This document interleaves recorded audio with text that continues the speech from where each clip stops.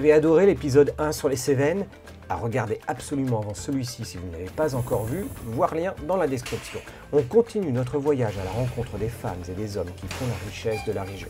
Installez-vous confortablement avec notre train au départ de Saint-Jean-du-Gard jusqu'à Anduze où vous aviez pu découvrir le fameux garage dans l'épisode précédent et où on découvre cette fois-ci la plus grande bambouseraie d'Europe. On va y retrouver Hervé, motard cévenol et surtout organisateur d'un fameux road trip intitulé Les Sans-Cols, parce qu'en une semaine, il passe à travers Sans-Cols, avant de passer à de nouveaux trésors de la région. Gastronomique d'abord avec la figue, ainsi que cet ingrédient magique de cuisine qu'est la Carthagène, à déguster à l'atelier des épicuriens avec Jean-Yves qui va partager sa caillette, avec toutes ses médailles d'or, mais aussi motard, et puis un préparateur, ou plutôt un artisan de talent et sa moto fusée, pour aller également rencontrer Denis Bouhan, multiple champion de rallye moto notamment, qui va nous livrer quelques secrets pour bien rouler dans les Cévennes. Et découvrir ensuite les vraies routes cévenoles, plonger dans un vrai bouclard et véritable caverne d'Ali Baba de la pièce moto, pour terminer par un mystérieux monastère et ainsi boucler la boucle de la magie des Cévennes entre anges et démons. Restez jusqu'au bout pour découvrir tous les secrets des Cévennes. Attention, embarquement immédiat pour 52 minutes de bonheur.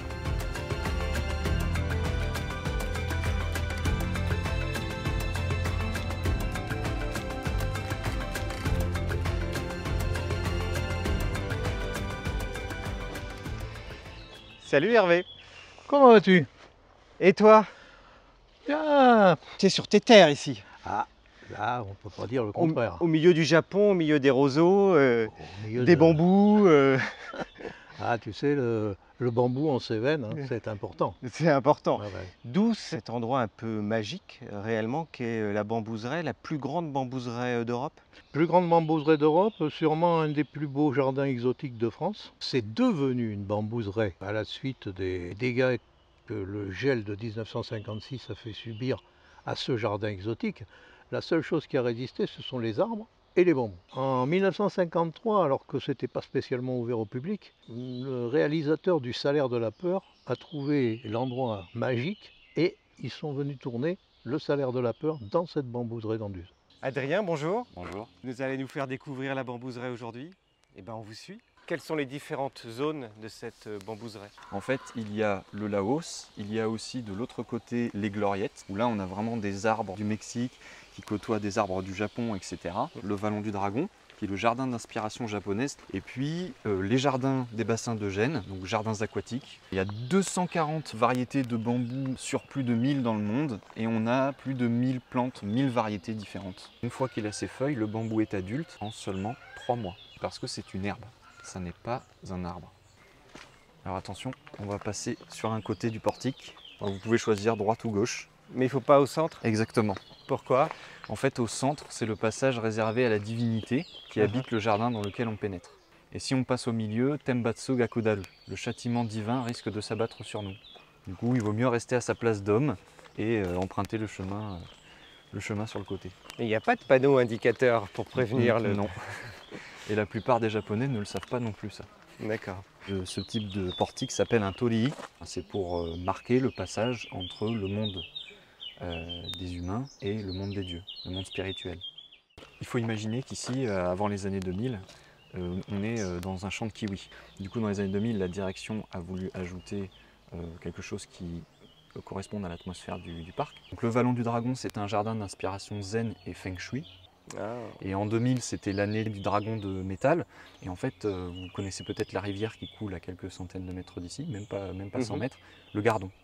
Et dragon, c'est l'anagramme de Gardon. Est-ce qu'il y a une saison idéale pour visiter ce jardin? Est-ce qu'il se transforme à l'automne? Exactement. Alors déjà au printemps, il est très beau, puisque nous avons les cerisiers qui sont en fleurs, etc. Donc les couleurs sont vraiment magnifiques. Mais personnellement, ma saison préférée, que ce soit au Japon ou ici, dans le Vallon du Dragon, c'est l'automne. Puisque l'automne, en fait, le jardin s'embrase, les érables deviennent rouges, etc. Donc il faut y venir plusieurs fois, une fois au printemps. Exactement. Et y revenir. Exactement.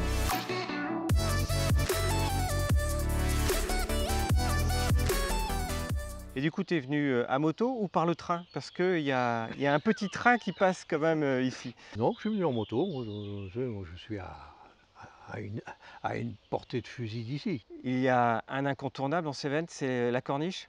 C'est l'endroit le plus connu. Voilà, on connaît. Pour les touristes. Voilà.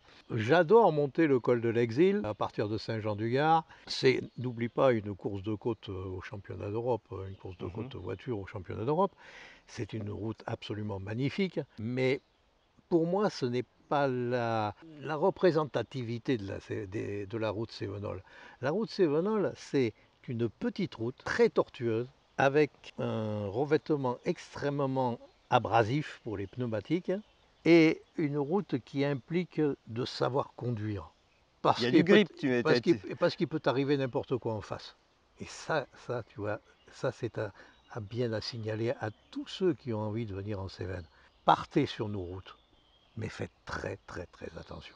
Tu prends la petite route qui mène le long du Gardon, tu suis le long du Gardon, tu vas jusqu'à Saint-André-de-Valborgne, tu vas les petites routes qui mènent vers les Plantiers, les petites routes qui mènent à Bar-les-Cévennes, les petites routes qui mènent au pont de Montvert, c'est extraordinaire. Les paysages que tu peux découvrir, mais aussi tu vas te retrouver face à face à des troupeaux de moutons. Il ne faut pas rouler fort, faut rouler intelligemment. intelligemment. J'ai l'habitude de dire, ne roulez pas en regardant votre roue avant. Prenez le temps de regarder les paysages. Et vous allez vous apercevoir que vous roulerez un petit peu moins vite, vous prendrez tout autant de plaisir, mais vous prendrez beaucoup moins de risques. Eh bien, on va aller voir tout ça ensemble. C'est parti.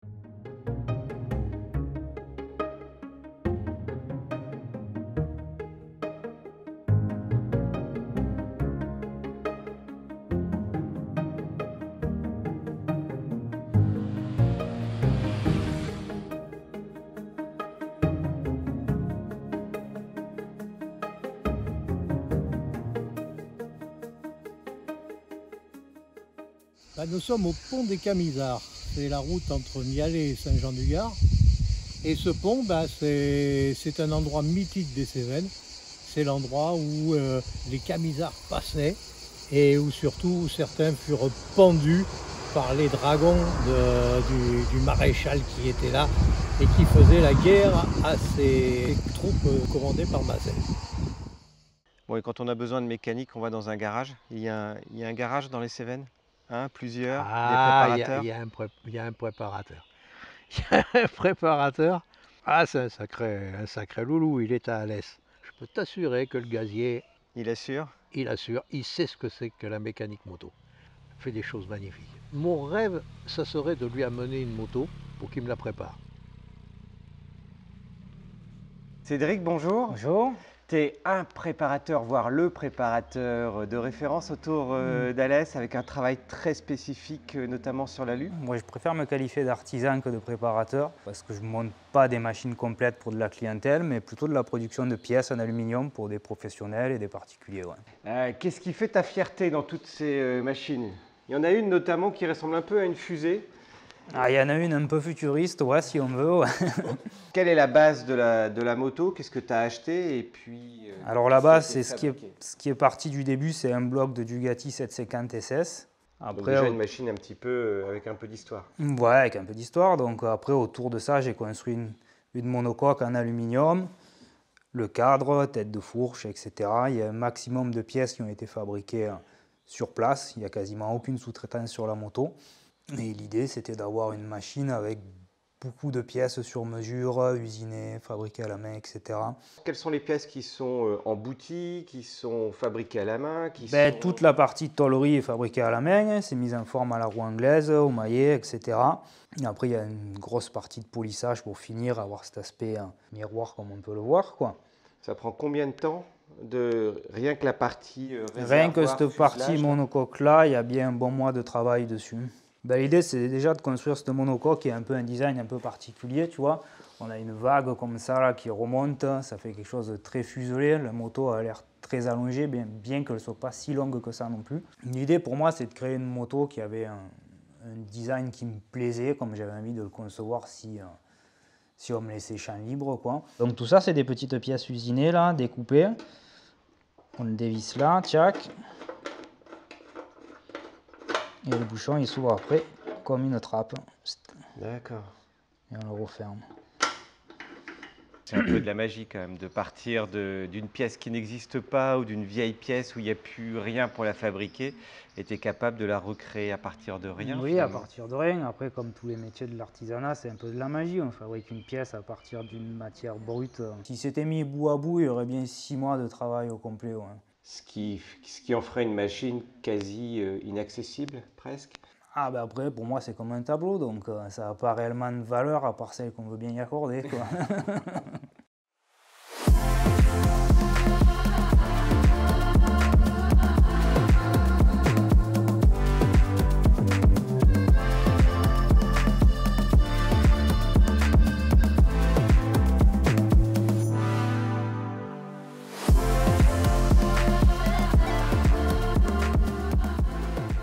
Bien voilà, on a pris la vallée du Galaison, on est à Saint-Paul-la-Coste.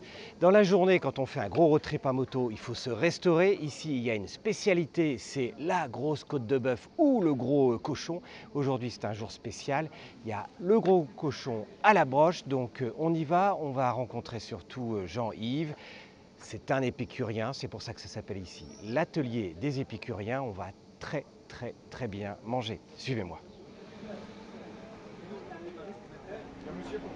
Bonjour, cher Jean-Yves. Oui, bonjour. Ah, David. bon, nous on est vaccinés, alors on a les 2 piqûres, on est tranquille. C'est bien, c'est bon. Bon. Merci de nous accueillir ici. Bon, Tu alors, me montres le cochon? Oui.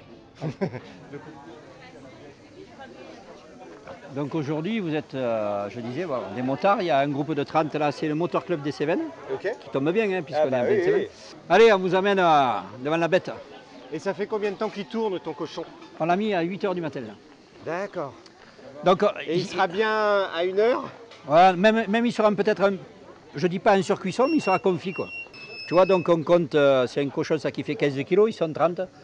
On compte 500 grammes par personne parce que tu as des déchets entre la tête, les couennes que tu manges pas. Mais je croyais qu'on mangeait tout dans le cochon. Ouais, tu manges tout. Ouais. Maintenant, la tête, c'est pour moi. D'accord. Je mange la tête. Alors, tu vois, on fait une petite mixture là, et quand on passe devant, le premier qui passe devant là, Il fait la petite mixture. c'est voilà, de la sauge? Alors, non, ça c'est du laurier. Tu pas des Cévennes, toi? Non, je suis pas des Ou Cévennes. du non. midi, ça c'est du laurier. Non, après dedans, il y a une mixture à base un peu de bon thym, romarin. Voilà, il faut pas avoir peur. En même temps, si tu veux, ça lui ralentit la cuisson.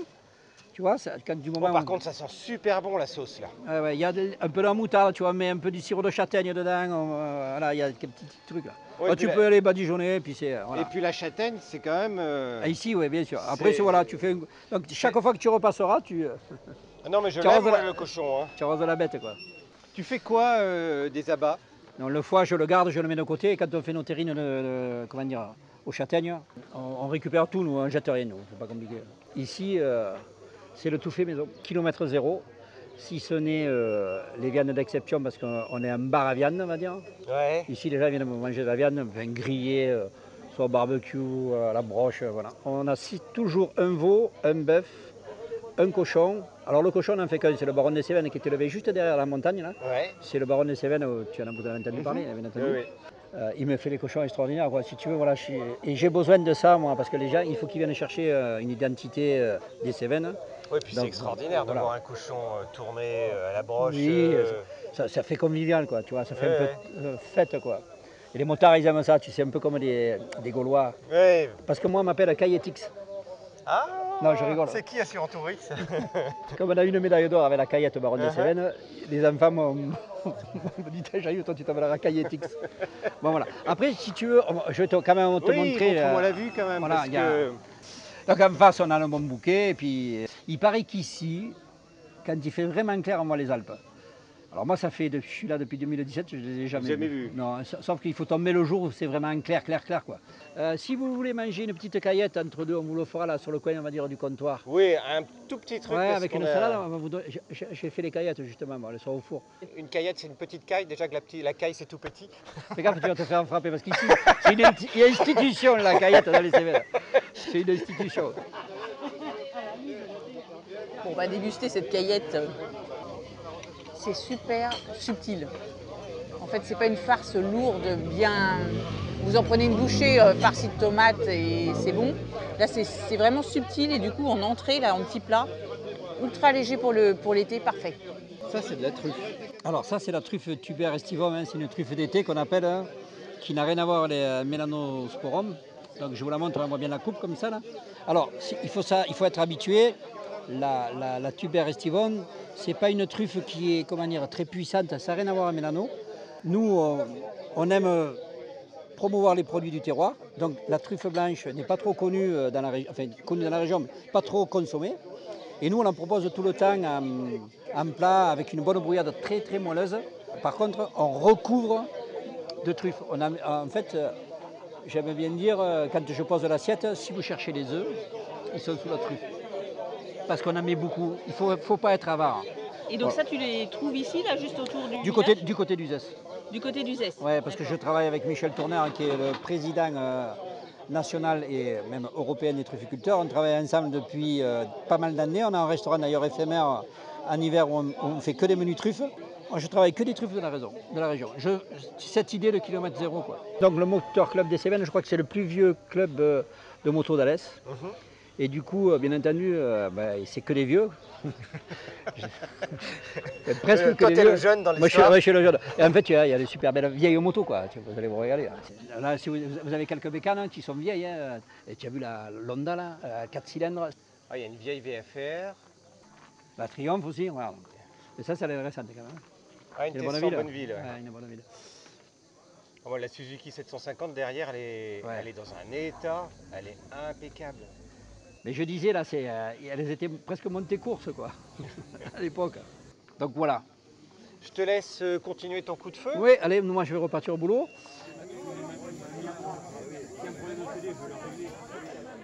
Les Cévenols, ce sont des gens qui ont du caractère. Oui, ça on a vu. Qui n'ont qu'une parole.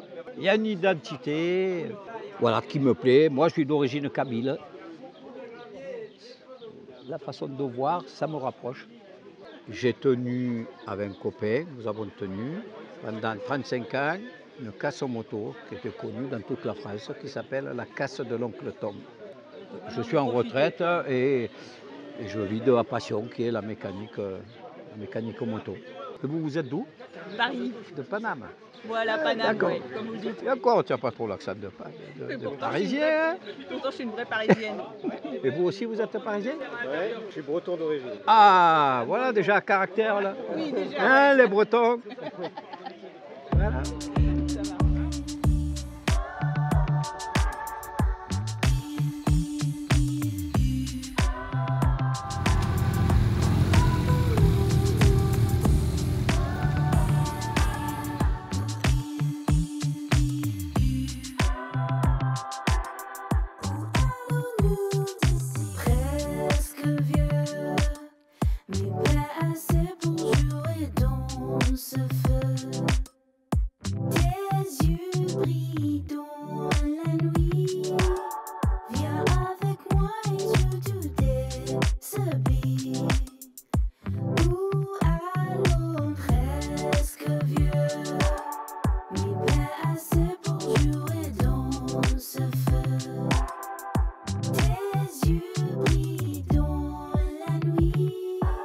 Bon, Jean-Yves, c'est ton terrain de jeu ici.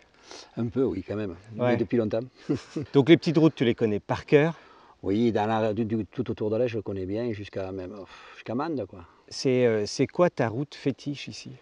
Je dirais, quand on part d'Alès, Collet de Dèze, Florac, Mende, et on rentre par Villefort. C'est une jolie boucle qui doit faire à peu près 200 bornes. Il y a beaucoup de virages, la route est assez large, donc pour les motards, c'est quand même sécurisant et plaisant. Après, bien sûr, on a la mythique corniche des Cévennes, on peut passer aussi par là. Donc il faut bien sûr la faire en moto, c'est vraiment un plaisir, c'est du billard, quoi. Mais pour les Cévenols, c'est plutôt ces petites routes-là qui sont les vraies routes de Cévennes. Voilà, mais sauf qu'on ne peut pas rouler avec toutes les motos là-dessus, parce que c'est vrai que c'est quand même assez étroit. J'aime bien les Belges, quand ils viennent au restaurant, qui s'arrêtent, me dire, vous savez, nous, en Belgique, nos pneus, ils sont plats, on vient dans les Cévennes pour les arrondir. Je trouve que l'image est belle, quoi. Pour dire que vraiment, ça tourne dans les Cévennes. Et du coup, la vraie halte, c'est l'atelier des épicuriens. Ouais, bon, il y en a d'autres, il y en a d'autres, mais c'est sûr qu'on est content quand les gens s'arrêtent parce que c'est une cuisine de cœur, c'est pas plus compliqué que ça. Bon produit. Il faut encourager des gens comme nous et d'autres qui qui s'investissent parce qu'on y met notre cœur, hein. Enfin, tu l'as vu. Ouais, ouais. C'est pas du blabla ni du chichi. On s'en fout, nous, de tout ça. Nous, ce qu'on veut, c'est être heureux et que les gens soient heureux, quoi. Il y a des gourdes ici? Non, des gourds. Il y a En des fait, gourds ici. Ouais. En fait, Mais c'est presque comme les gourdes en fait, c'est de l'eau. C'est de l'eau, ouais. En fait, si tu veux, comme c'est quand même cabossé nos montagnes, et donc l'eau elle aussi bien entendu les montagnes, et en fait, par moment, on a des gourds, on appelle ça des gourds, c'est, tu vois, ça peut faire 3 mètres carrés avec 1,50 m de profondeur, puis le ruisseau il continue, puis hop, on a notre gourd, et en fait, là-dedans, dans ces gourds, c'est là où on trouve les truites, bien sûr, les farios, et après c'est là où on va se baigner. Alors, nous, on a une petite rivière qui s'appelle la Salandre, qui est à Saint-Paul-la-Coste, qui est très peu connue et qui est connue surtout des Saint-Paulins, où l'eau est au plus chaud de sa colère, est à 24 degrés. Mais tu rentres, c'est que des petits gourds, et tu as une eau fraîche. Quand tu rentres ça l'été, là, qui fait 35 dehors, c'est un pur bonheur.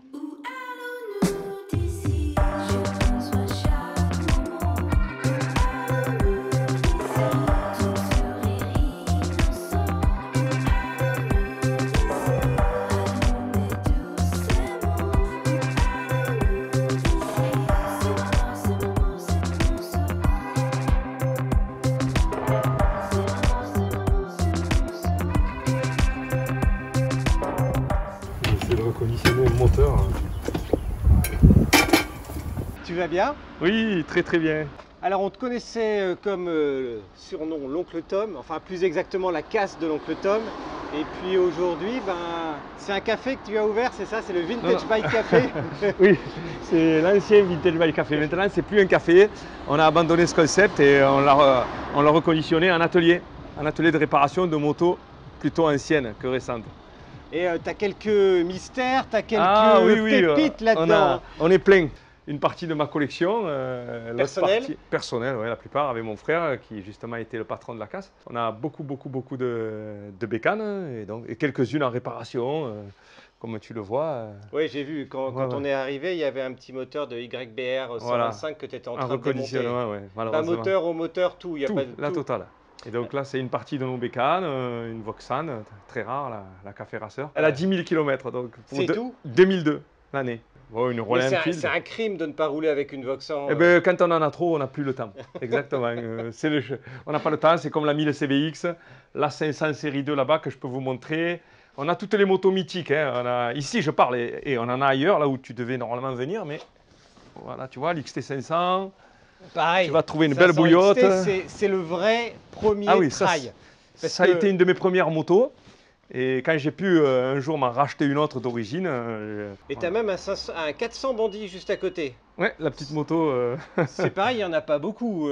Non, dans cet état aussi, oui, c'est assez rare. Ouais. Quand on voit passer des petits objets à des prix raisonnables, on les prend déjà pour en avoir, on ne sait jamais, dans quelques années, pour les revendre en pièces ou les revendre complètes. Elles roulent toutes? La plupart, oui. Là, toutes celles qui sont ici, oui. Là, aucune là, ce sont les princesses, elles sont. D'ailleurs, tu as enlevé les draps, mais elles étaient toutes sous drap juste avant les bâche. qu'on entre. Et donc voilà, là, tu en as une partie et on en a ailleurs qu'on met en pièces, puisque j'ai ouvert une brocante moto. On commence des années, on va dire, 20 aux années 85. Et là, on ne sait plus où mettre les motos. C'est quoi ton meilleur souvenir en 500 XT? Eh bien, c'est d'être allé jusqu'à Tamanrasset à deux sur une XT500 avec un cousin à moi. Chargé comme des baudets, l'huile, l'essence. Il y avait on trouvait quelques ravitaillements sur la transsaharienne, mais quand il a fallu faire du hors-piste, à deux, ça a été difficile. Mais elle a tenu. Oui, là, j'ai un bel objet qui m'a été donné par Thierry Tchernin, qu'on appelait Titi, qui a couru au Bol d'Or à l'époque. Il m'a donné sa coupe qu'il a gagnée au Bol d'Or sur Japoto avec le réservoir. D'accord. Et son casque. Lui, je lui dois, il est décédé malheureusement. Voilà, ça c'est un authentique casque à Tchernin. Et de cuir que j'ai rangé. Mais ouais, j'ai pu rencontrer en faisant des bourses ou le Bol d'Or classique à l'époque, je l'ai fait 2 fois. À Nevers, j'ai pu rencontrer des anciens pilotes qui ont été très sympas avec moi. Comment on arrive dans le métier de la casse moto? Ah, ça alors oui, ça remonte à loin ça. Je crois que c'est à force, quand à l'époque on n'avait pas d'argent pour s'acheter des motos neuves ou en super état. Dans des bars, on rencontrait toujours un motard qui disait « je me suis planté, je vends ma moto, elle a fait des tonneaux ». Et voilà, ben, on commençait à les racheter, à se dire, il me faut de la pièce. Et on a commencé à regarder qu'est-ce qui se faisait. Et il n'y avait rien dans notre région, il fallait aller très loin. D'accord. Très loin, on appelle très loin, à 2 heures de route d'Alès. Oui, non, ça fait un bout. Et voilà, pour des moindres pièces. Et là, mon frère a eu l'idée, hein, Jamal, que tu as rencontré ce week-end, hein, a eu l'idée, ça serait sympa que nous aussi, on ait un peu un petit local. Voilà. Et ils ont commencé par une moto qu'une personne leur a donnée. Une seule moto. Ah, c'est tout un symbole, une moto que l'on donne. Épave, énorme. la moto. Une épave, une personne a dit, dans un village, venez chercher la 7,5 de mon fils qui est parti, qui n'habite plus chez moi, elle est abîmée, elle est restée à la pluie. Et ils ont commencé à la poser sur une étagère et petit à petit, bon, dans les bars, tout ce c'était, il y a un bouclard qui s'est ouvert, on appelait ça un bouclard à l'époque. Ouais. Il s'est ouvert, ils font un peu de petites réparations, mais surtout ils mettent les motos en pièces. Et eh ben, on en parle, il est là. Voilà. Bonjour. Bonjour. Ah, David. Ça va? Ça va? Ça va. Bon alors, ça se passe bien? Bah ça se passe bien, rapproche-toi de nous là. On a ouvert ça en 84 et on a vendu l'entreprise en 2017. Ouais, ça fait une longue histoire. Oui, Bah, ce qui explique que vous étiez la caverne d'Ali Baba des Cévennes quelque part pour la pièce détachée. Ouais, surtout, on avait l'esprit motard et on est des motards. C'est pour ça qu'on nous appréciait parce que on a toujours joué le jeu. Il y avait toujours, comme on dit, le prix motard. Elle est où la magie des Cévennes? La magie des Cévennes. Ah, comment t'expliquer? C'est l'entraide qu'il y a entre les gens. Je ne sais pas comment définir ça. Un caractère dur. C'est vrai qu'on est assez, je trouve, distinct. Tu vois, au premier abord, distinct, oulala. C'est qui? C'est qui? Un peu si c'est un Parisien, on est méfiant. Ah bah t'as raison, ouais. Surtout les Parisiens. Tu comprends? Oui, les Parigots, il faut les laisser là où ils sont. Hein. Ah ouais, on les laisse à Paname. Hein.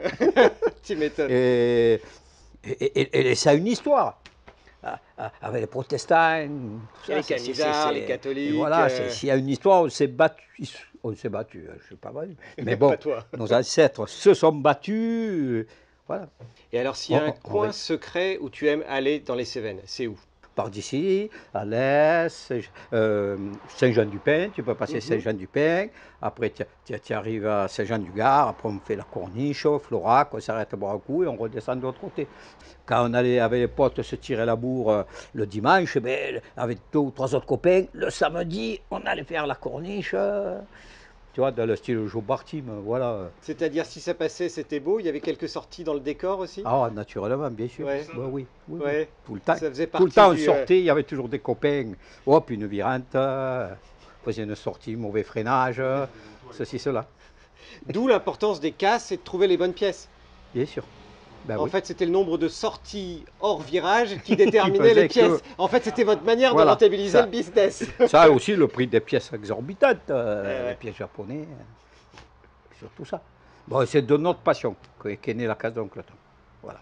Alors, je vais t'amener là maintenant dans la partie un peu atelier. Ah bah, c'est le fond du magasin. Voilà, c'est le fond. C'est le fond. C'est ce qui est rentré. C'est ce qui est rentré au début. Donc voilà, la partie atelier un petit peu. Voilà, une de nos bécanes qui un jour, si on a le temps, sera restaurée. Une 250, encore TZ Yamaha. Waouh. Très rare. Ah, une 550 Suzuki GT avec la fameuse coque Roca, là, qu'on reconnaît, typique. Bon. C'est des motos que les gens ont. On a ça depuis 20 ans. Et surtout, magnifique, une Ducati, une 1000 Michael Wood Replica. La MHR, la plus mythique des Ducati. Là, on se demande comment tout va déménager d'ici pour aller dans notre nouveau local, plus grand, à la campagne, avec mes ânes, justement, qui attendent qu'on s'installe. Mais voilà. Bah, les ânes, c'est l'indispensable, l'incontournable dans les Cévennes. Avec Stevenson, tu es obligé d'avoir des ânes. Exactement. Ici, pour moi, ça a été... ouais, c'est vrai. Les ânes, ça a été... j'ai adopté 3 ânes, comme ça, là, sur un coup de poker. Et donc, ils vous en font voir, mais ils sont cool. Il y a Django, Pompon et Grisou. C'est 3 mâles castrés, pucés, voilà, qui font des bêtises quand on ne s'occupe pas d'eux, mais c'est très gentil et voilà, c'est adorable.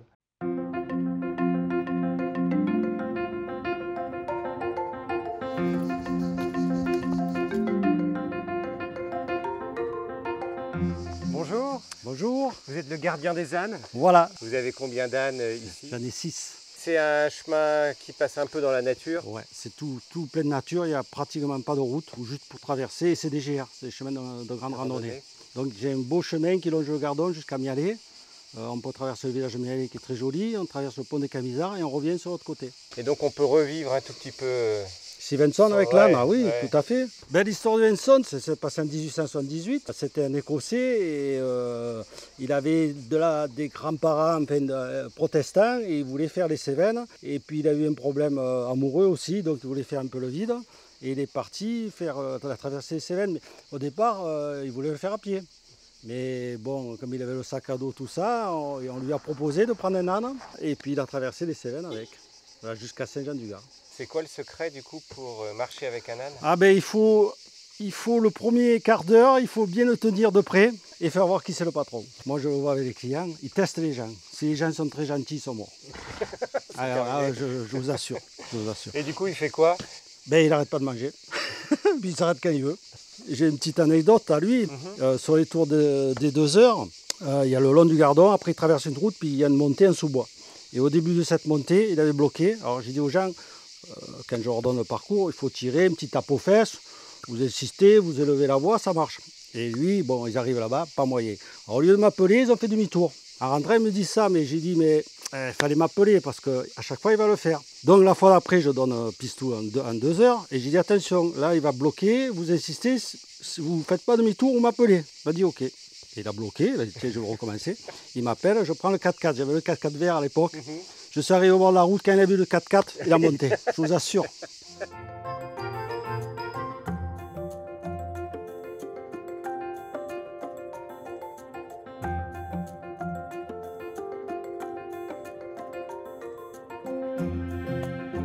Merci de nous accueillir à la Maison de la Figue. Alors pourquoi la figue dans les Cévennes alors qu'a priori quand on pense Cévennes on pense châtaigne? Alors ici on est à Vézénobre, on est à 160 mètres d'altitude, c'est un village perché du Gard, un des nombreux villages perchés.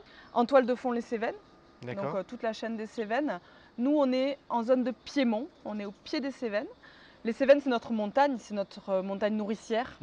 Les Cévennes, vous savez, c'est 7 veines, hein, c'est 7 cours d'eau qui prennent leur source dans la montagne et qui vont venir abreuver la plaine. Puisqu'ici, on va avoir la vigne, l'olive, les villes qui ont été construites ici parce que les conditions y sont favorables. Les figuiers, ils sont arrivés par les oiseaux, qui sont d'excellents disséminateurs de plants. Et ils se sont implantés un petit peu partout, là où ils trouvaient de l'eau, là où ils trouvaient un sol calcaire. Donc effectivement, ici, on a les conditions propices. Et ils sont restés sauvages parce que c'est une culture qui est compliquée, la culture de la figue. La figue, c'est un fruit qui est fragile, qui s'exporte très mal, donc qui se commercialise uniquement sur place. Alors le figuier, en fait, ça n'est pas un arbre, c'est un buisson. Au niveau du fruit, c'est pareil, ça n'est pas un fruit en fait, la figue. Celles-là, elles sont vertes, donc elles sont pas mûres. Si, en fait, les figues, elles ont plein de nuances de couleurs. Il y en a qui restent vertes, il faut quand même les tâter un petit peu, il faut qu'elles soient molles, et vous voyez, là, l'œil est un petit peu ouvert. D'accord. Et là, elles commencent à être un peu craquelées, fissurées. Là, c'est l'idéal. Par contre, il y a du latex qui coule. Ça veut dire que j'étais encore un peu impatiente. Elle n'est pas tout à fait mûre. Elle n'est pas au maximum. Mais ce qu'il faut savoir, c'est qu'une fois que vous cueillez une figue, sa maturité s'arrête. C'est pas comme les pommes ou les abricots qu'on fait mûrir dans un coin. Donc, vu que la maturité s'arrête une fois que vous l'avez cueillie, il faut la manger très rapidement. Une figue qui pend, qui est molle, qui est un petit peu ouverte, elle est parfaite. Elle est pleine de sucre, elle est en train d'exploser en fait. D'accord. Donc effectivement, c'est difficilement commercialisable et surtout c'est difficilement transportable.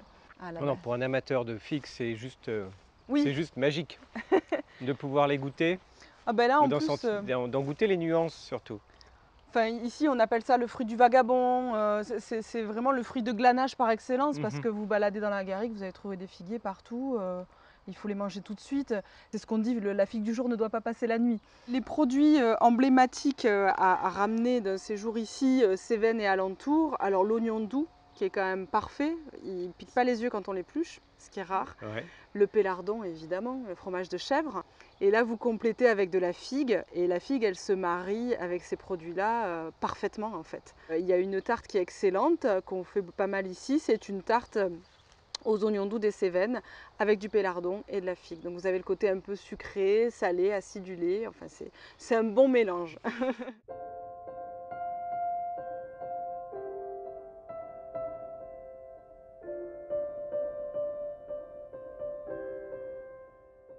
Le village est dans un état vraiment exceptionnel. Toutes les rues sont à l'image de celle-ci. Oui, à peu près. Le village, il a été très bien restauré depuis qu'il y a eu l'obtention du label village de caractère. C'est un village pour touristes ou c'est un village où les gens vivent? Non, justement, c'est un village où les gens vivent et c'est ça qui est appréciable. Donc là, ce sont les barres en fer métallique, ce sont des trafiches. C'est des barres qu'on fichait dans les murs, c'est pour ça qu'on les appelle comme ça. Et c'était pour faire sécher des figues. Donc, il faut s'imaginer des fenêtres beaucoup plus grandes et des clés qui sont des sortes de cagettes sur lesquelles on disposait les figues et on les disposait dehors pour les faire sécher.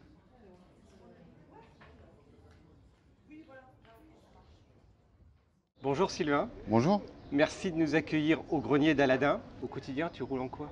Au quotidien, je roule en Yamaha XTZ 1200. C'est grand ça, c'est gros ça. C'est grand, c'est gros et c'est plutôt sympathique, ouais. C'est vrai? Ah ouais, ici, c'est la régalade. En fait, j'arrivais pas à trouver une moto à mon gabarit parce que je suis très grand. J'ai de longues jambes, 1m95 presque. Ouais. Et celle-ci, vraiment, je suis dessus comme un vélo, quoi. C'est génial. Ouais, je me régale. Et puis ici, les chemins sont superbes. Les Cévennes, Saint-Jean-du-Gard. Et ta spécialité du coup, c'est quoi? Je m'arrête pas à une spécialité. Je travaille beaucoup avec les produits du coin, les copains. Mathieu Rio qui fait du pélardon. On a été le voir. Voilà, tu vois. Il est top. Le baron et tout, je sais pas si vous êtes allé les voir. Si, on les a vus, ils sont voilà, magnifiques. donc j'ai sa pancetta, je viens de la rentrer, je la fais un petit peu maturer derrière en chambre froide. Et puis après des petits clins d'œil de la figue, hein, surtout, puisque voilà, on joue le jeu avec le verger et puis on fait du foie gras à la figue, on fait le tagine à la figue. Il y a beaucoup de produits comme ça qu'on garde un petit peu, quoi. Et puis des clins d'œil avec nos copains vignerons, quoi. La touch, en fait, c'est les copains qui me le donnent. Voilà, c'est le Sylvain Touch des copains. Merci, beaucoup. On va goûter voilà. tout ça à ta table. Oui, merci. Je serais incapable de dire que c'est de la figue. C'est très bon. C'est un kir et il n'est pas trop sucré.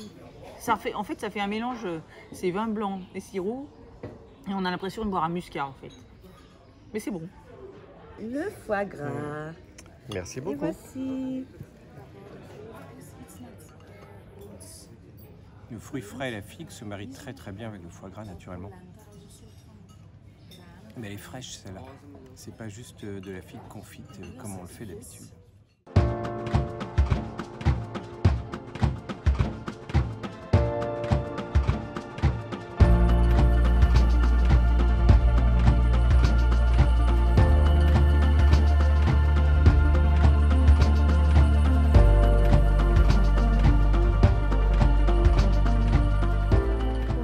Bonjour. Bienvenue à la cave Les Vignerons de la Porte des Cévennes. Merci. Voilà. Merci de nous accueillir pour découvrir un tout petit peu ce qui est le digestif, l'alcool idéal pour les Cévennes ou le plus connu. Oui, un digestif, peut-être même aussi un apéritif. D'accord. Bien frais, ça passe aussi. Et il y a beaucoup de sortes de cartagènes différentes? Alors oui, on a l'entrée de gamme, la paysanne, chez nous, qu'on appelle ça. Ensuite, on a de la bio et on a des vieillis. Ces vieillis, il y en a eu jusqu'à vieillir 20 ans. Et le goût change un petit peu comme un vieux Porto? Mais ça, voilà, c'est ça. Ça devient un peu plus tannique, plus fruit mûr. C'est autre chose. Ouais. Qu'est-ce qui va changer par rapport au vin? Et en fait, on ne laisse pas fermenter. On va couper, en fait, on va récupérer le jus et on va couper la fermentation en mettant de l'alcool. Donc ça se fait quasi de suite. Donc c'est presque du jus de raisin? C'est du jus de raisin. Ouais. À partir de là, on laisse vieillir. C'est quoi comme type d'alcool et le degré d'alcool? Alors le degré, c'est du 90. Ouais. Et c'est quoi la répartition jus, alcool? Normalement, c'est aux alentours de 5-6%. D'accord. Ouais. Pour arriver à un digestif qui va tourner autour de 17-18 degrés. 17,5 généralement, on se cantonne à ça. Tout ne vient pas des mêmes vignes, il vaut mieux mixer plusieurs vignes différentes? C'est ça, et surtout les cépages. Alors c'est vrai qu'on a pour habitude de mettre du muscat, donc ça c'est la base. Et après on va sélectionner en fonction du degré, de la maturité. On alimente aussi avec du grenache blanc, généralement, voire du chardonnay. Le muscat est un vin très sucré, ça. Et le chardonnay beaucoup plus sec. Voilà. Et c'est le mélange des deux qui va donner la cartagène? Tout à fait, c'est ce qui va amener un peu sa particularité. Donc c'est pas uniquement un digestif du coup, c'est un outil de cuisine, c'est un ingrédient de cuisine? C'est ça, parce qu'on peut faire pas mal de choses avec. Du confit d'oignon à la cartagène, melon au lieu du porto, mais de la cartagène dans le melon. Donc voilà, en conventionnel, on a les deux paysannes, donc la blanche et la rouge. Ensuite, on est sur de la bio en blanche et on revient sur de la conventionnelle vieillie 10 ans. C'est très fruité. Ah ouais. Et effectivement, ça, en aveugle, il y a un petit peu un côté muscat. Ouais. Si vous voulez tester la rouge, vous verrez aussi la différence entre... au nez, entre la rouge et la... Ouais, c'était le côté un peu tanin qui ressort par rapport au muscat, voilà. qui est plus doux, enfin, Doux, fruit, à l'olfactif. ouais, c'est ça. Ah oui, c'est même beaucoup plus sucré qu'un Porto, quoi que Oui. ce soit, ça n'a rien à voir. Hein. Oui, on sent le sucre, c'est Ouais. puissant. Et on n'a pas l'impression de boire quelque chose d'alcoolisé du tout. Et ouais, c'est le piège. Comparativement, je trouve que ça se rapproche plus du Porto. Si je devais La faire rouge, le rouge, ouais. ouais. C'est délicieux. Bon, j'en laisse un petit peu au caméraman qui tourne, au cadreur. Bon, la Carthagène, c'est très bien, mais vous êtes motard aussi. Je suis motard, j'ai été motard, bon, je le suis toujours dans l'âme, mais c'était une Aprilia Ciono V4 avec laquelle j'en ai eu plusieurs, mais avec lesquelles j'ai pu faire 3 mototours et puis 5 ans de championnat de France des rallyes. Et c'était quoi l'ambiance du mototour justement? Pourquoi il y avait cette... Enfin, c'est dur le mototour, c'est très dur. Il y a un vrai boulot à côté, donc... C'est dur, c'est physique parce que c'est sur le temps, ça dure une semaine. Il y a les recos qu'on peut faire juste un peu avant, donc on enchaîne beaucoup de motos. Et puis après, c'est tous les jours, on se levait très tôt, on roulait une partie de la nuit, et pour arriver en fin d'étape le soir, donc on a eu fait jusqu'à pas loin de 1000 bornes dans la journée, avec des épreuves spéciales au milieu. C'était le soir, on rentre, on ne demande pas si on reste, on va se coucher. Et tout ça pendant une semaine, donc c'est très dur, physiquement très dur. Vous aviez Denis Bouhan en tête. Denis Bouhan, ouais, sur le mototour, on se demandait par où il passait pour arriver à faire les temps qu'il faisait. Et puis à chaque fois, remporter les mototours, chaque fois qu'il y était, il a remporté. C'est un récidiviste, comme on dit. Ouais, complètement, on peut dire ça. Ouais. On va le voir justement, c'est la suite.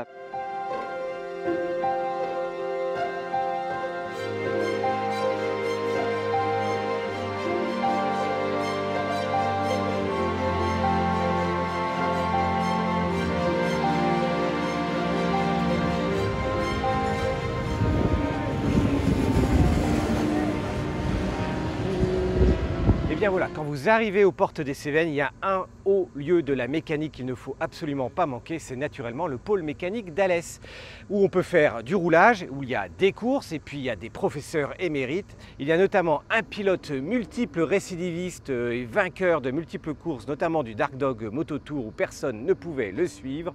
Denis Bouhan, il est derrière. Venez avec moi, il va vous donner des conseils pour savoir comment transposer ce que vous faites sur la piste, sur la route, parce que la route, ce n'est pas un circuit. Denis, bonjour. Bonjour. Merci de nous accueillir. Avec plaisir. Sur tes terres, les Cévennes? Sur mes terres, un peu, ouais. Alors, je ne suis pas originaire d'ici, mais c'est vrai que ça fait longtemps que j'y suis et c'est un peu mes terres maintenant, oui. Est-ce que ça t'a aidé sur tous tes titres de t'entraîner un peu dans cette région? Alors ça m'a carrément aidé. En fait ici il y a plein de pôles, il y a la vitesse, il y a le rallye, on peut faire de l'enduro et du cross. Et donc ça m'a permis vraiment de faire plein de disciplines en même temps, pouvoir m'entraîner. Tu as commencé ta carrière en Junior Cup, Super Stock, Super Sport, des participations en endurance, bol d'or. Tu as roulé pour plusieurs marques, Honda, National Moto, Yam. J'ai fait beaucoup d'années chez Yamaha. J'ai fait 3 ans chez Buell aussi. Qu'est-ce qui fait qu'on passe de champion en super sport en vitesse, entre guillemets, et que là, par contre, on accumule tous les titres à tel point sur le Dark Dog, sur le Mototour? J'ai tout transposé de la vitesse sur la route. J'avais pas peur, je me sentais bien. Et du coup, naturellement, j'allais vite, donc sans vraiment forcer. Et puis bon, j'avais un style aussi un petit peu, je suis assez propre quand je roule. Donc ça s'adaptait bien à la route. Mais c'est vrai que sur ces courses-là, quand même, la moto, elle n'est pas si importante que ça. Parce que j'ai gagné avec plein de motos différentes. Et effectivement, on n'arrive pas à être à 100% de la moto sur des courses comme ça. Donc c'est pas tellement le plus important. Ce qu'il faut, c'est vraiment avoir du feeling avec la route, avoir une bonne mémoire, pas avoir peur, parce que bon, c'est quand même assez dangereux. Et avoir une bonne anticipation, des bonnes réactions, parce que tout change un petit peu vite, c'est un peu comme du cross ou de l'enduro. Il faut savoir s'adapter sur le moment. Les recos qu'on a pu faire il y a 2-3 semaines, Le jour J, souvent, les choses changent un petit peu, donc il faut avoir une bonne capacité d'adaptation. Le plus gros secret pour passer sur la route après le circuit, la grosse différence? Je pense que c'est vraiment un peu d'intuition aussi quand même sur la route. C'est pas que du par cœur, il faut être capable de s'adapter sur le moment présent rapidement. Il faut une bonne mémoire, il faut une bonne préparation parce que c'est des courses qui durent 10 jours avec plein d'embûches quand même. Il y a plein de choses à préparer, à peaufiner pour être vraiment dans des conditions optimales. Le premier ennemi, c'est quand même soi, hein. C'est de faire une bêtise, c'est d'avoir une panne, c'est de tomber, parce que c'est éliminatoire immédiatement. Donc, t'as préféré rouler avec quoi? La période chez Bioul, c'était super parce que c'était le début, c'était une famille que j'ai beaucoup aimée, c'était vraiment bien. Puis après, j'ai ma période YAM où YAM c'était ma famille après, hein. Donc ça c'était à la fois la performance et puis à la fois le côté familial. Chez YAM, les pilotes ils sont quand même bien entretenus entre guillemets, donc c'était sympa, donc tout était bien, mais bon c'est sûr que YAM, j'ai roulé très souvent chez YAM, donc je suis à l'aise on va dire. Ça facilite. Il Voilà. y a un esprit YAM? Oui, il y a un esprit bien sûr. Ouais, c'est un esprit de famille oui, ou c'est un esprit aussi pour les motos? Ouais, c'est un esprit pour les motos, c'est des motos qui sont en général très performantes sans trop changer de choses, donc c'est pratique pour le mototour. Après oui, c'est des affinités avec des gens aussi, hein. Eric de Seine, voilà, qui m'a fait rentrer, avec qui je m'entendais très bien. Enfin, tout le monde s'entend bien avec Eric, de toute façon. Et voilà, donc c'est des choses comme ça qui font que des fois on se donne un peu plus, on est un peu plus performant. Tu commences par quoi avec un pilote? Alors, même pas un pilote, avec quelqu'un qui veut se mettre pour la première fois à la piste. C'est quoi? C'est déjà sa position sur la moto? Ouais, c'est la position. En général, je fais attention un petit peu aux pneus qu'ils ont, parce que souvent les débutants, ils veulent rouler avec des pneus de route, et ça, c'est une petite erreur, c'est une grosse erreur même. Donc, il vaut mieux mettre des pneus performants, parce que ça corrige les bêtises, et ça évite de tomber. Et puis après, voilà, la position, puis la vitesse en courbe, prendre de l'angle, mettre son genou, puis quand on commence à faire ça, après on fait un petit peu de trajectoire, et puis après ça dépend de l'élève, hein, c'est jamais vraiment pareil, chaque élève est un petit peu différent, mais voilà, bon, c'est déjà, puis se faire plaisir, hein, sans tomber, voilà, c'est déjà bien. Et le dernier conseil, quand on passe du circuit à la route? Prudence. La sécurité en moto, c'est plus on est bon, plus on est technique en moto, plus on se met en sécurité. Donc il faut se former, apprendre, aller sur circuit, progresser et après le mettre sur la route en pensant qu'on est sur la route et qu'on n'est pas tout seul, quoi. Voilà. Merci Denis pour ces conseils. Avec plaisir. Et pour ton temps. Merci. Et bien, bon stage, bonne journée sous le soleil. Ouais, ça marche. Ciao.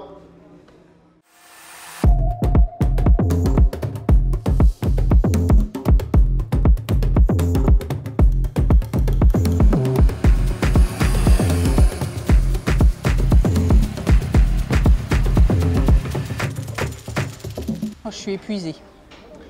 Ouais, la journée a été longue, hein, mine de rien, entre les petites routes et tout. Et c'est le moment de se détendre un tout petit peu. Il y a des sirops bio.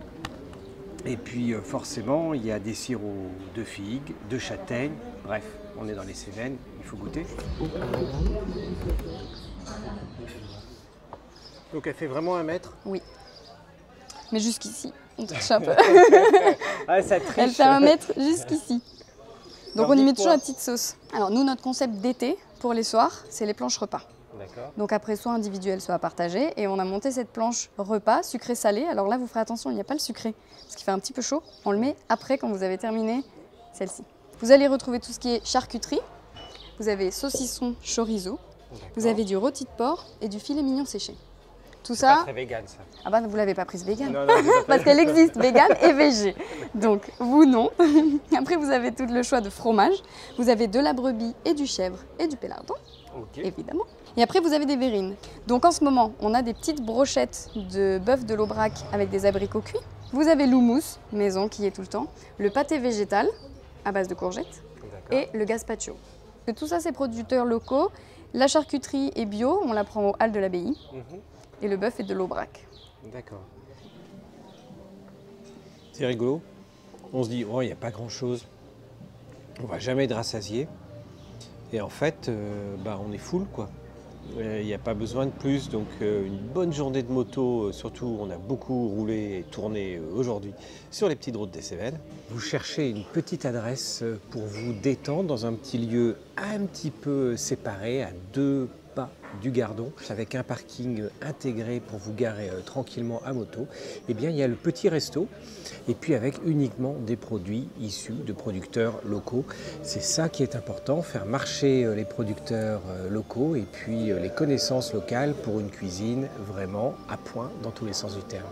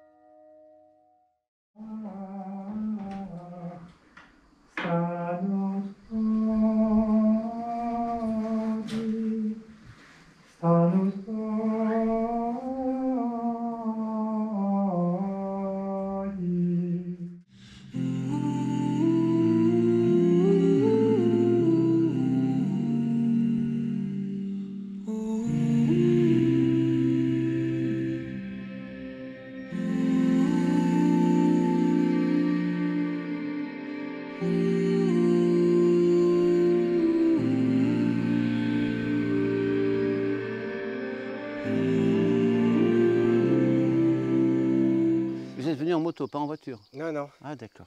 Par la petite route. Et en fait, on est passé un peu vite en passant. On n'a pas vu Sky 5 fois. C'est SKI. Hein. C'est SKI. C'est du russe.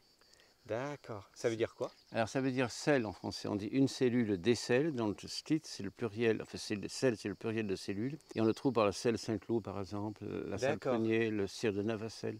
C'est-à-dire village monastique. Okay. Et pourquoi être venu s'installer au milieu de la nature et des Cévennes? Les moines sont toujours installés au milieu de la nature, pas toujours dans les Cévennes, mais au milieu de la nature, dans des lieux telluriques, dans des lieux porteurs. Et vous verrez, quand vous visiterez le lieu, vous comprendrez pourquoi on est là. Parce que déjà c'était un lieu de prière au XVIe siècle. Et déjà, vous verrez, il y a des vestiges celtes qui montraient que c'était déjà un lieu de prière avant le christianisme. Ça a toujours été un lieu de prière. Moi, je suis d'origine sévenole, hein, déjà. Mais c'est pas moi qui ai trouvé le lieu, c'est pas moi. Moi, j'avais un truc au bord de la mer avec des palmiers. Voilà. Et on vit dans l'océan des Cévennes, c'est pas mal. On est comme un phare au milieu des Cévennes. Voilà, c'est la Providence, c'est toujours pareil. Une journée type d'un moine, on imagine toujours les moines enfermés, retranchés. Ça, c'est les moines d'Occident. C'est les moines d'Occident. Je veux dire qu'il y a beaucoup de moines, si vous voulez, qui ont d'autres traditions. Il n'y a pas le modèle bénédictin ou sans cloîtré ou chartreux. Donc nous sommes moines orthodoxes. Tiens, je vous laisse regarder le jardin, le potager. Voilà. Donc là, c'est la nourriture. La nourriture terrestre. Donc on part de la graine à la ratatouille, de la pelle, si vous voulez, enfin de la fourche à la fourchette. Vous êtes en autonomie un petit peu ici? Non, non, ça surtout pas. Je veux qu'on s'intègre dans le village, parce que si on vivait en autonomie, on serait des parasites en quelque sorte. Ouais. Quand vous travaillez, vous êtes tout le temps en prière? C'est comme une dame qui a un enfant, elle passe à son enfant, mais ce n'est pas une obsession. C'est-à-dire la prière, ce n'est pas réciter une formule, c'est pas dans une espèce. La prière, c'est un état. Et par exemple, vous voyez, quand je plante des radis, eh ben, je suis trois. Je suis trois parce que je suis dans la prière. C'est-à-dire, il y a moi, j'ai 75 ans maintenant, et puis la terre, elle est basse dans les Cévennes, donc il faut se baisser pour placer les radis. Donc chaque fois, je fais une métanie. Ensuite, donc, il y a moi avec mon mal de dos. Il y a la graine qui entend la création et qui est très importante. Et il y a la prière, donc la métanie. Et donc chaque fois qu'on fait un geste, on essaie de le faire dans la prière. Mais ce n'est pas une prière formelle où on dit notre Père, on dit Je vous salue Marie. C'est pas une prière, c'est plus proche des mantras en Inde. C'est une prière qui est essentiellement posée sur le souffle et la présence. La présence du Christ, pas la présence de soi, bien sûr. Et donc on essaie que tous nos actes soient porteurs de la présence. Et c'est un peu ce qui manque, on peut dire, en Occident, cette notion de transcendance. C'est-à-dire se rendre compte que la vie ne s'imite pas à l'existentiel, il y a des choses de plus subtiles. C'est pour ça que quand on accueille des artistes ou des chefs cuisiniers ou des gens comme ça, ils comprennent très bien, je veux dire, ou même des motards, puis chez un motard, ce sont des vrais mystiques, des pèlerins de la vie qui font de leur vie une fête. Et quand il voit un paysage comme ça, il rend de grâce à Dieu. Il dit merci pour tant de beauté, il va s'extasier devant une fleur, il retrouve une âme d'enfant, on peut dire, de sorte, voyez. Et donc je dis souvent aux pèlerins, laissez tous les problèmes à la porte, on les rendra en partant, promis juré. Mais venez ici pour faire silence, c'est-à-dire pour vous écouter. Pour écouter ce que vous faites de votre vie, pour écouter ce que vous faites dans l'instant, avec vos proches, avec vos enfants, avec votre mari, avec votre travail, etc. Mais par le silence, pas par la réflexion, en disant moi j'en ai marre, la société, ta. Mais le problème, souvent, quand ils partent, par exemple là, quand je les amène à la cupule, ils me disent j'ai un problème. Alors je les amène là, on s'assoit, et je leur décris le paysage. Et là, il y a une infinité de vers. Quand on regarde simplement les vers, s'il y a un peintre, il devient fou. Chaque feuille a un vers spécial. Enfin, c'est d'une beauté incroyable. Et donc, je leur parle un petit peu, et après, je leur dis bon, c'est quoi votre problème? Et à peu près chaque fois, ils me disent oh, c'est pas si grave, c'est pas si grave. Parce qu'ils ont trouvé un recul, le problème demeure, mais l'émotion n'y est plus. C'est pas qu'elle n'y est plus, mais elle n'est plus dévoreuse, vous voyez ce que je veux dire. Et on s'aperçoit que lorsqu'on vient dans un monastère, on retrouve un état de confiance, on retrouve un état d'émerveillement, d'innocence. Ce qui ne règle pas le problème, mais qui nous permet d'approcher avec une puissance d'humour. Je ne dis pas qu'on se marre, je ne dis pas qu'on rigole, mais une puissance d'humour. On n'est pas dans le jugement, dans la justification. On est dans une espèce d'innocence de l'enfant. Vous voyez, il mange ce qu'il y a, d'ailleurs tout à l'heure vous allez manger ce qu'il y a, c'est-à-dire les produits du jardin. Et la recette du cuisinier ici, c'est des produits de saison et du lieu qu'on partage avec des amis. Avant d'être moine, j'étais journaliste, j'avais la page artistique dans différents journaux, et j'ai eu la chance, comme journaliste, de rencontrer Dali, Béjart, Marcel Marceau, Jean-Louis Barrault, Peter Brook, Olivier Messiaen, enfin tous ces grands artistes. Et je trouvais que l'artiste posait de vraies questions. Qu'est-ce la beauté? Qu'est-ce la simplicité? Qu'est-ce l'authenticité?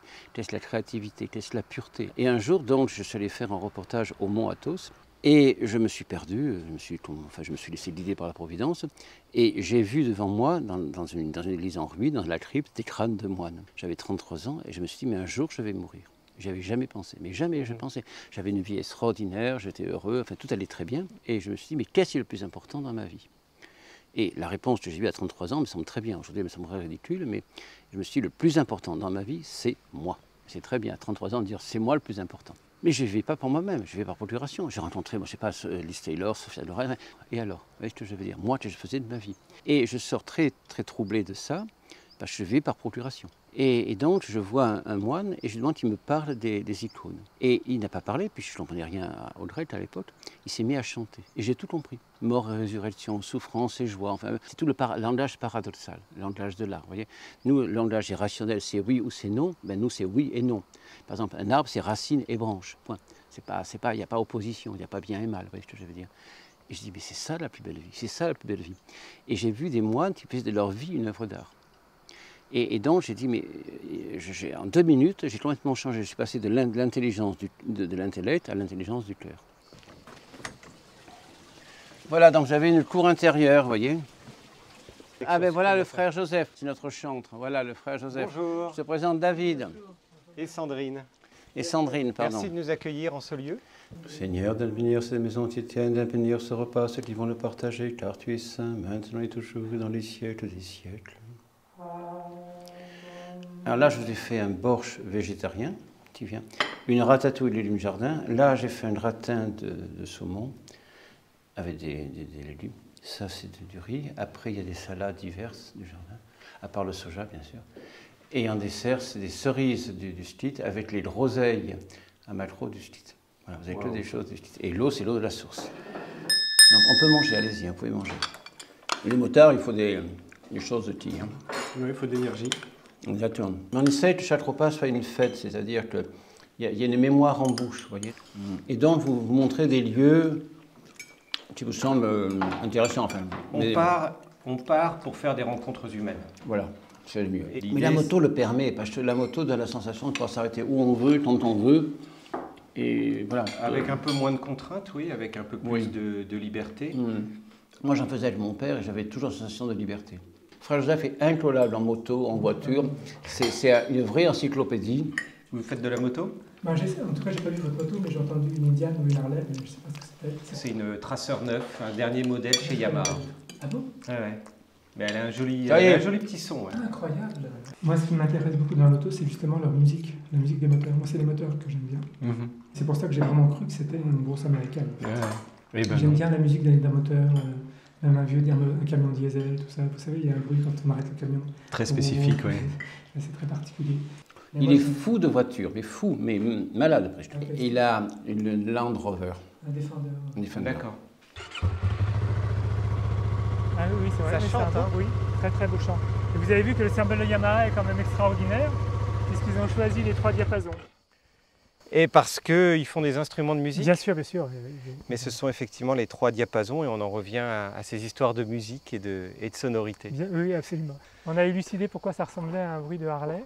C'est parce qu'en fait, la Harley, c'est un 2 cylindres, tu sais, en V comme ça, en ligne. Et là, il y a 2 cylindres aussi. Ah ben voilà. Merci David, c'était une joie de vous accueillir. Merci, c'était un émerveillement de vous rencontrer et de se ressourcer. On est justement près de la source, donc près de la source de vie. Une source d'eau vive. Et on va repartir sur les routes rassénérées par la nourriture à la fois humaine et spirituelle que l'on a eue avec vous aujourd'hui. Et saluez bien les motards de notre part, parce qu'on les aime beaucoup. Vraiment, c'est une caste, je l'appelle ça, enfin, d'êtres qui sont joyeux, épanouis et qui gardent une âme d'enfant. On leur transmettra et ce sera la fin de notre échappée Alors motarde nous, sur ce beau message. Merci David. Merci. Allez, au revoir frère Jean. Merci. Au revoir. Bon, c'était cool cette semaine. Ah, moi ça c'est le paysage, c'est routes, les rencontres. C'était magique. On a dû prendre 1 kilo au passage, on va aller faire un petit peu un régime et puis on va préparer la suivante. Oui, la suivante, ça va être une nouvelle surprise. On va repartir un tout petit peu comme sur Lyon et sur Nice, sur l'une des plus belles régions de France. Non, on ne leur dit pas maintenant, il faut qu'ils tiennent jusqu'à la rentrée. Voilà. Et puis d'ici là, merci de nous avoir suivis. D'être restés jusqu'au bout et on vous dit donc à très vite. Et puis n'oubliez pas la petite cloche et abonnez-vous, parce que sinon vous allez louper le numéro suivant. Allez, abonnez-vous et à très vite, à bientôt.